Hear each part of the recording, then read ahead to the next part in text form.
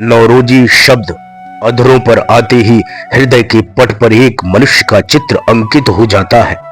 वह मनुष्य थे दादा भाई नौरोजी। दादा भाई नौरोजी देश के दादा भी थे, भाई भी थे। वे दादा की भांति देश का पालन पोषण करते थे और सच्चे भाई की भांति देश की भलाई के लिए प्राणों का उत्सर्ग करने के लिए सदा तैयार रहते थे। वे बड़े ही स्फूर्तिवान और पुरुषार्थी थे। वे वस्तुतः नौरोजी थे। नवीन भारत के इतिहास में उनका नाम सदा स्वर्णाक्षरों में लिखा जाएगा। दादा भाई नौरोजी के पूर्वज ईरान के निवासी थे। वे पारसी होने के कारण अग्नि पूजक थे। 12वीं शताब्दी में जब अरबों का आक्रमण ईरान पर हुआ तो ईरान में रहने वाले पारसियों को ईरान छोड़ देना पड़ा। दादा भाई नौरोजी के पूर्वज ईरान को छोड़कर भारत चले आए और बड़ौदा के समीप नवसारी में रहने लगे। नौरोजी के पूर्वज नवसारी में सुगंधित पुष्पों से इत्र तैयार किया करते थे। चांदजी कामदीन का बनाया हुआ इत्र सारे भारत में प्रसिद्ध था। मुगल सम्राट जहांगीर की बेगम उस इत्र को बहुत पसंद करती थी। कहते हैं उसने चांदजी से इत्र बनाने का नुस्खा लेकर उन्हें बहुत बड़ी जागीर दी थी। नौरोजी के दादा और पिता धर्मपुर में रहते थे। धर्मपुर नवसारी से 20 मील दूर है। उनके पिता का नाम पालनजी दोरडी और माता का नाम मानकबाई था। उनके पिता खेती करते थे। वे दोरडी क्यों कहलाते हैं, इस संबंध में एक कहानी प्रचलित है। एक बार नौरोजी का कोई एक पूर्वज एक किसी दावत में बड़ी देर से पहुंचा और कोने में सिकुड़ कर बैठ गया। एक साथी ने सिकुड़ा हुआ बैठा देखकर कहा, इस तरह सिकड़े हुए दोरडी की तरह क्यों बैठे हो? दोरडी का अर्थ होता है सिकड़ी हुई, ऐठी हुई रस्सी। बस उसी दिन से उस वंश के लोग दोरडी कहलाने लगे। दादा भाई नौरोजी का जन्म सन 1825 ईस्वी की 4 सितंबर को धर्मपुरा में ही हुआ था। समय ने अपनी चक्की में उनके पिता को पीसकर बर्बाद कर दिया। वे गरीब तो हो ही गए थे, संसार को भी छोड़कर चल दिए।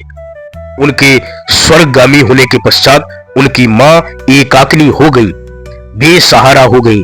वे छोटे से भाई के नौरोजी को लेकर बंबई चली गई और खड़ग में एक छोटे से मकान में रहने लगी।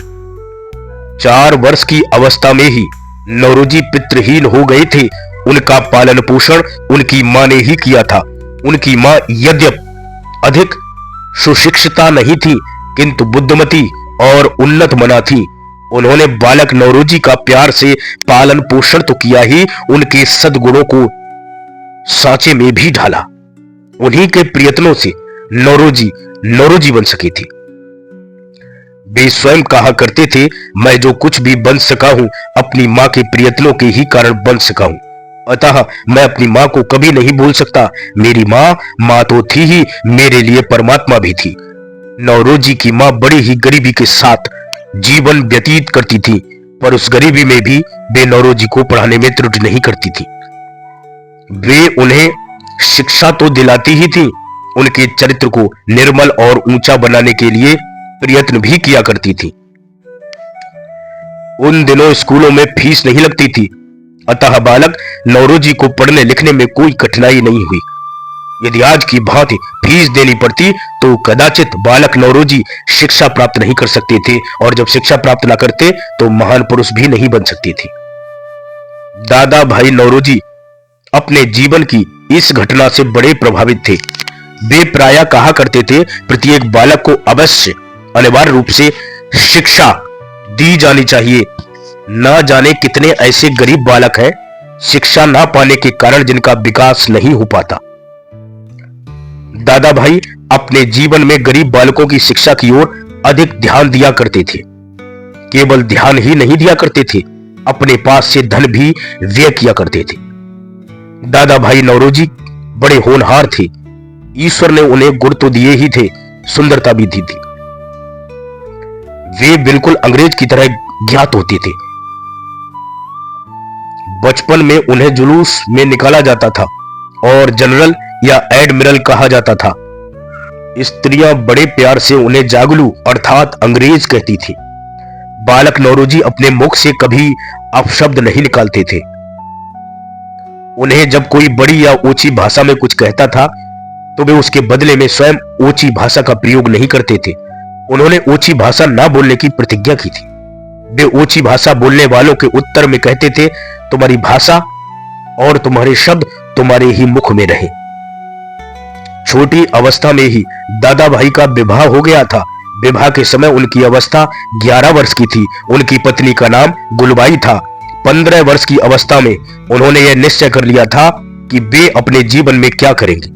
उनका निश्चय देश की सेवा छोड़कर और कुछ नहीं था। दादा भाई नौरोजी पढ़ने लिखने में बड़े तेज थे। यूं तो प्रत्येक विषय में सबसे आगे रहते थे, पर उनका गणित का ज्ञान प्रशंसनीय था।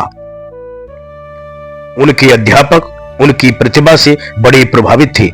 एक अध्यापक ने उनकी प्रतिभा पर मुग्ध होकर यहां तक कह दिया था कि तुम देश की आशा हो। शिक्षा समाप्त करने के पश्चात दादा भाई नौरोजी ने अध्यापन का कार्य किया। वे पहले सहायक अध्यापक के पद पर नियुक्त हुए और इसके पश्चात गणित के प्रोफेसर बना दिए गए। वे पहले भारतीय थे जिन्हें इस पद पर नियुक्त होने का गौरव प्राप्त हुआ था। गणित के प्रोफेसर के पद पर कार्य करते हुए दादा भाई ने राजनीति के क्षेत्र में प्रवेश किया। सन 1852 ईस्वी में एल्फिस्टन कॉलेज के एक छोटे से कमरे में बंबई एसोसिएशन की स्थापना हुई।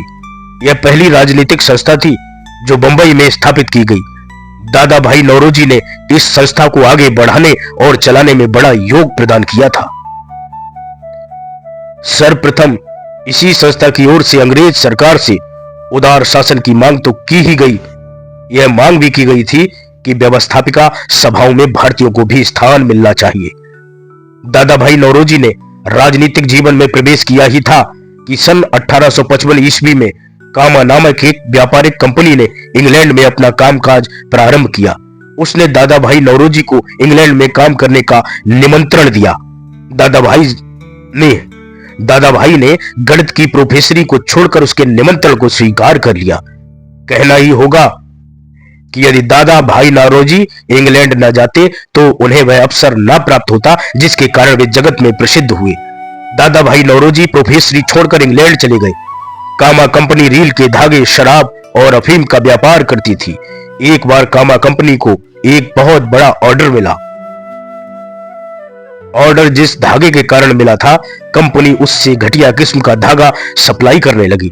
दादा भाई ने कंपनी की इस अनैतिकता का विरोध किया, किंतु उसके विरोध का कुछ फल नहीं हुआ। परिणामतः दादा भाई ने कंपनी छोड़ दी, क्योंकि वे रुपए की अपेक्षा सत्य और नैतिकता के प्रति अधिक आस्थावान थे। दादा भाई नौरोजी इंग्लैंड से भारत लौट आए, किंतु 4 वर्ष पश्चात वे पुनः इंग्लैंड गए। उन्होंने इंग्लैंड में अपनी निजी कंपनी खोली। उस कंपनी का नाम दादा भाई नौरोजी एंड कंपनी था। वह कपास का कामकाज करती थी। इंग्लैंड में रहते हुए दादा भाई राजनीतिक कार्यों में भी भाग लिया करते थे। उनकी बड़े अंग्रेजों, अधिकारियों और व्यापारियों से जान पहचान थी। इंग्लैंड में पढ़ने लिखने वाले भारतीय विद्यार्थी दादा भाई के पास बराबर जाया करते थे। वे उन्हें देश की सेवा के लिए उत्साहित किया करते थे। उन दिनों गांधी जी भी इंग्लैंड में पढ़ रहे थे। वे भी समय समय पर दादा भाई के पास जाया करते थे। उन्होंने अपनी आत्मकथा में लिखा है कि एक पिता की भांति विद्यार्थियों को अपने हृदय का प्यार दिया करते थे। दादा भाई नौरोजी ने बंगाली नेता W.C. बनर्जी के सहयोग से इंग्लैंड में एक संस्था स्थापित की। उस संस्था का नाम लंदन इंडिया सोसाइटी था। उसका उद्देश्य था ब्रिटेन की जनता के हृदय में भारत के हृदय में सहानुभूति पैदा करना। दादा भाई स्वयं 5 वर्षों तक उस संस्था के अध्यक्ष पद पर रहे।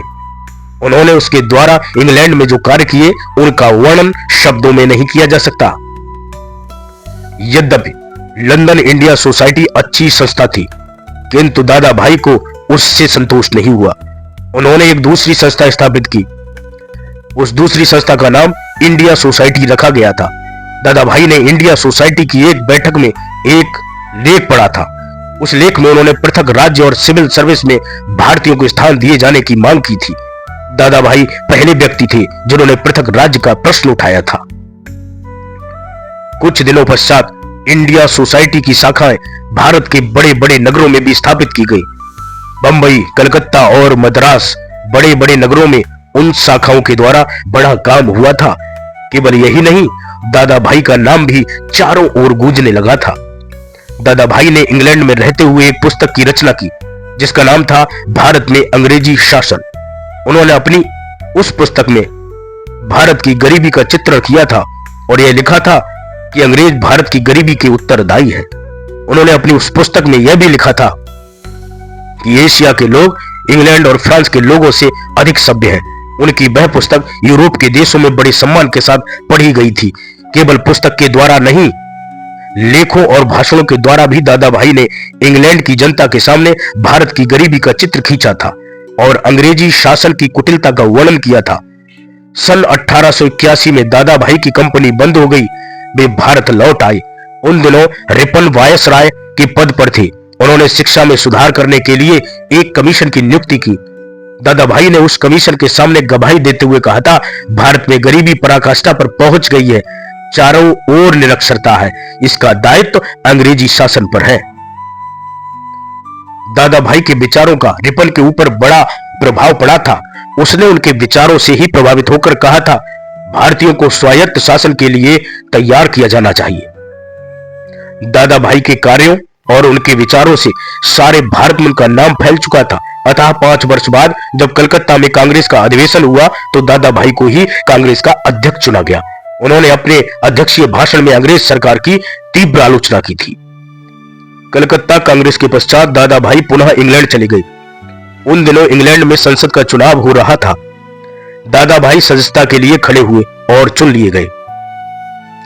वे पहले भारतीय थे जिन्हें इंग्लैंड की जनता ने अपने देश के संसद के लिए सदस्य निर्वाचित किया था। दादा भाई ने इंग्लैंड को भारत की गरीबी के संबंध में बड़े ही मार्मिक भाषण दिए थे। उन्होंने स्पष्ट शब्दों में अंग्रेजों पर इल्जाम लगाते हुए कहा था, अंग्रेज भारत को चूस रहे हैं, उसे खोखला बना रहे हैं।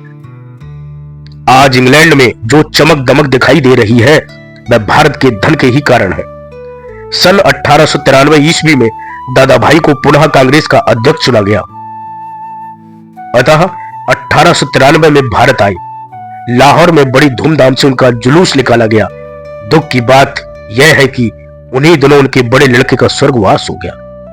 भारत की जनता ने उन्हें धैर्य बनाते हुए कहा था, सारे भारतवासी ही दादा भाई के पुत्र हैं। एक पुत्र चला गया तो क्या हुआ, उनके करोड़ों पुत्र मौजूद हैं। लाहौर कांग्रेस के पश्चात दादा भाई पुनः इंग्लैंड चले गए। उन्होंने संसद में कई महत्वपूर्ण भाषण दिए। उन्होंने अपने भाषणों में भारत की गरीबी का वर्णन तो किया ही था, अंग्रेजी शासन के अन्याय और अत्याचार का भी वर्णन किया था। उनके भाषणों के फलस्वरूप ही अंग्रेज सरकार ने शासन पर होने वाले खर्च की जांच पड़ताल के लिए कमीशन बैठाया था। सन 1906 में दादा भाई पुनः भारत आए। कांग्रेस ने तीसरी बार उन्हें अध्यक्ष बनाकर उनका सम्मान किया। उन्होंने अपने अध्यक्षीय भाषण में बड़े ही स्पष्ट शब्दों में कहा था, जब तक अंग्रेज सरकार भारत को स्वायत्त शासन नहीं देगी, भारत में कोई व्यवस्था बनी ही रहेगी। कुछ दिनों के ही पश्चात दादा भाई पुनः इंग्लैंड चले गए, किंतु इस बार भी अधिक दिनों तक इंग्लैंड में नहीं रहे क्योंकि उनका स्वास्थ्य गिर गया था। वे पुनः भारत चले आए और फिर इंग्लैंड नहीं गए। सन 1917 में करोड़ों भारतीयों की आंखों को आंसुओं में डुबोकर संसार से चले गए। बंबई नगर तो उनकी मृत्यु पर शोक के सागर में डूब सा गया था। उनकी याद भारतीयों के हृदय में सदा बनी रहेगी, सदा बनी रहेगी, सदा बनी रहेगी। दादा भाई नौरोजी नए भीष्म पितामह थे। प्राचीन भीष्म पितामह ने तो केवल पांडवों और कौरवों का पालन पोषण किया था, किंतु हमारे इस नए भीष्म पितामह ने तो भारत के कोट कोट गरीबों का पालन और पोषण किया था। उनके पास प्रतिदिन हजारों गरीब, असहाय और निराश्रित स्त्री पुरुषों के पत्र पहुंचा करते थे। ऐसे पत्र पहुंचा करते थे जिनके पत्र आंसुओं में डूबे से रहते थे। दादा भाई उन पत्रों का उत्तर ही नहीं देते थे, पत्रों को भेजने वालों की सहायता भी किया करते थे, बल्कि पत्रों को भेजने वालों की सहायता भी किया करते थे। एक अंग्रेज लेखक ने दादा भाई के संबंध में लिखा है, दादा भाई जो कहते थे उसे करते भी थे। उनके कथन और उनके कर्म में कभी भी अंतर नहीं देखा गया। वे दूसरों के लिए ही पैदा हुए थे, और दूसरों की सेवा करते करते संसार से चले गए। वे धन्य थे, चिरधन्य थे। जय हिंद, जय भारत।